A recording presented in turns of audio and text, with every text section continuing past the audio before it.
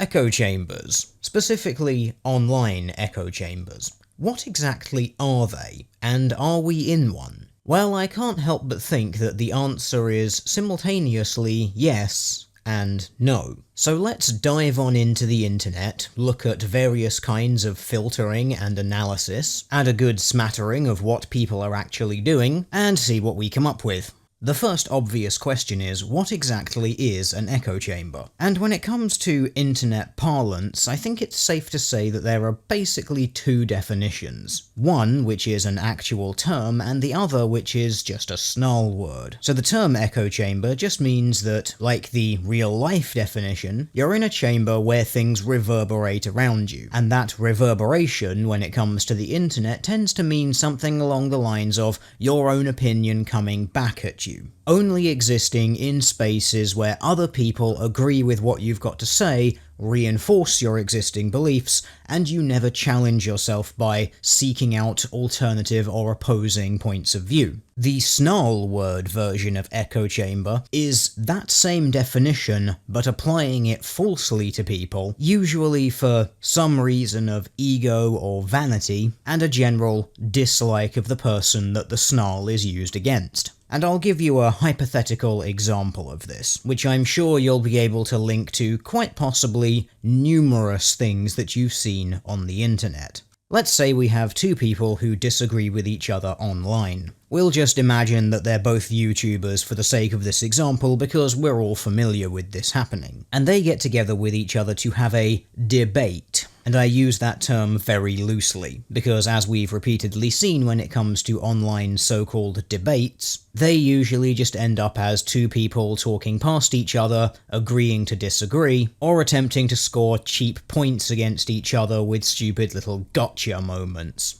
Anyway, at the end of this exchange, these two hypothetical YouTubers go back to their own channels or their own social media portals, and I'm sure we're all familiar with what follows. Fans of that person will tell them all about how they brilliantly destroyed the other person, and often the person who was involved in the exchange, or some of the fans again, will say something along the lines of, that other person had their credibility or position so thoroughly dismantled that they are now retreating back to their echo chamber hug box to be jerked off by their rabid fanboys. And I'm sure if you've ever watched any of these online debates or follow anyone who's been involved in those, you've probably already got several examples in your mind where you've seen that sort of behaviour happening. And what fascinates me most about that usage is how it is nothing more than a snarl, usually uttered by people in their own little safe space corner of the internet where people agree with them overwhelmingly, but of course in their mind it's other people who are living in echo chambers, not them. And indeed this hubris, this ego, the arrogance of everyone else is in an echo chamber except me, results in some rather amusing situations where you find some people blocking dissenting opinion because they don't like it, while still trying to declare that it's other people who live in an echo chamber. And in these sorts of situations, it has to be asked, what exactly is an echo chamber now? And are people really in them? And in order to answer this, I'd like to actually take a look at online retail, and then we'll circle it back around to both individuals on the internet and finally to corporations.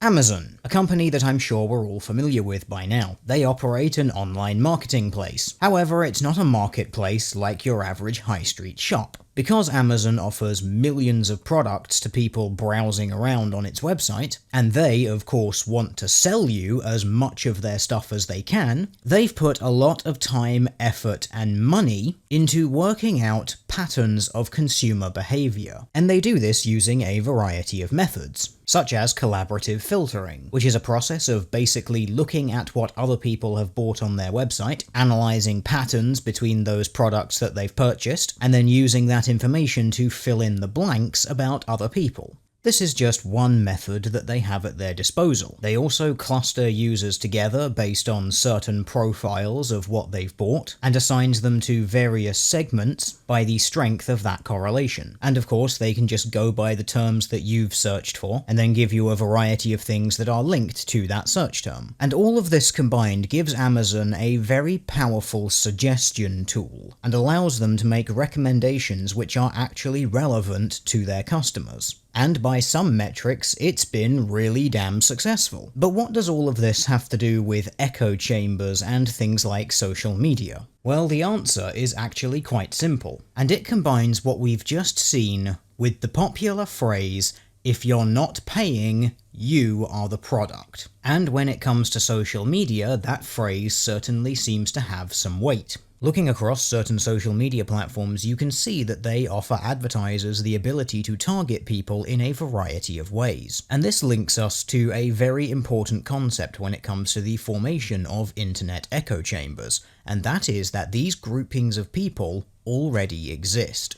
And that's very important because in order for social media to work, in other words, be successful, they have to make money, which means they have to have people using their site. And it's not enough just for them to have some profile off somewhere in the ether that they very rarely ever visit. No, they have to be engaged every single day, ideally multiple times a day. The more time a user spends on your social media site, the more advertisements you can put in front of them, and thus the more money you can make because you can sell those advertisement places. You are selling people's attention. Your trade is the human eyeball. And how are you going to keep people using your social media site? Well, the answer is simple. You use the exact same traffic analysis and filtering systems that online retailers use. Only instead of sticking products in front of people, you stick people in front of people. When it comes to social media sites, people are the product. Even on something like YouTube, channels not owned or run by Google, they are the draw. They are the people that you want other people to be looking at. And it is in your best interest to serve to them the things that they want to engage with. Because if you serve them things that they don't want,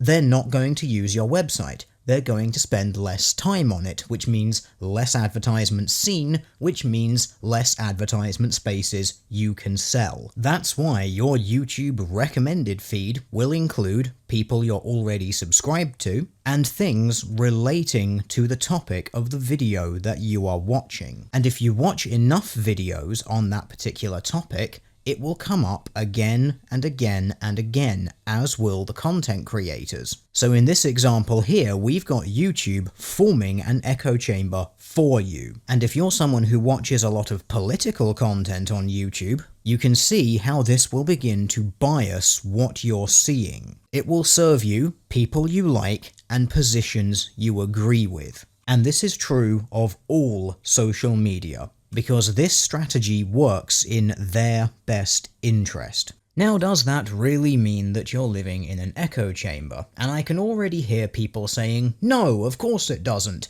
You're still free to go and watch anything that you want, even things that disagree with you. And those people would be technically correct. You are free, not only on YouTube, but on Facebook, Twitter, and any other social media site, to go and seek out people who disagree with you, or anything else that challenges your worldview, your ideology, your philosophy, anything like that. You can go and find it. But realistically, how many people actually do that? And on top of that, how many people do it with the same frequency that they look for content that they enjoy? And the answer to both of those questions, I'm willing to bet, is very few. Because even if you are someone who does actively seek out opposing ideas to your own, you may have been informed on one particular topic by someone that you enjoy watching, who ultimately agrees with your opinion, or with whom there is significant overlap with your opinion or your beliefs, because after all, that's why you're subscribed to them, because you like their stuff.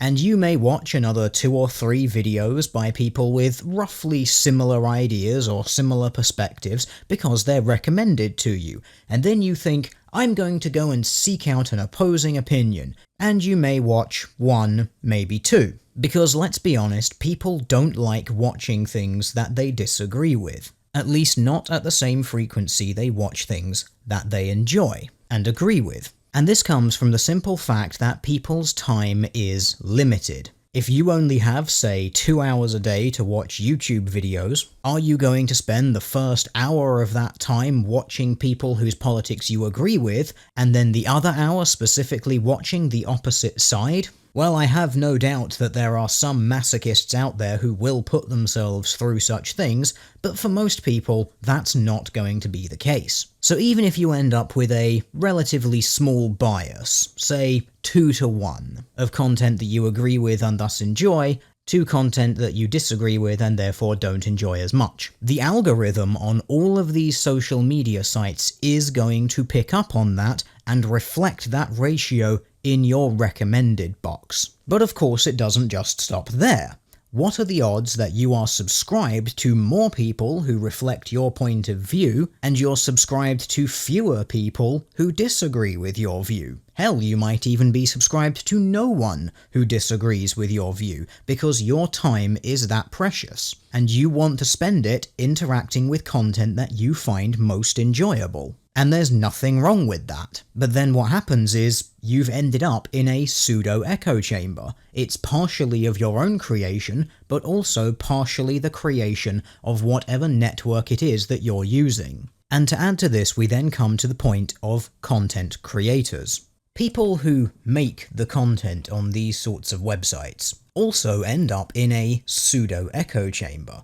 It's not one of their own creation, but it's one that happens by virtue of what they do. If you make videos on YouTube, or you're a prolific tweeter, or you write long pieces, you draw, you make music, you dance, it doesn't matter what it is that you're creating. People will subscribe to you and will follow you because they like what you're doing. Sure, you may accumulate some hate followers, people who subscribe to you and follow you around the internet for no other reason than to downvote everything that you do, or complain about what you're doing and call you names and so on and so forth. But those people are going to be a very small minority, and their presence will be fleeting. Ultimately, the main bulk of your subscribers or followers or whatever it is that you want to call them will be following you because they like you. You're doing something that they want you to do. And going back to the example of YouTube and political or current event commentary style channels, for the most part your audience is going to be people who generally agree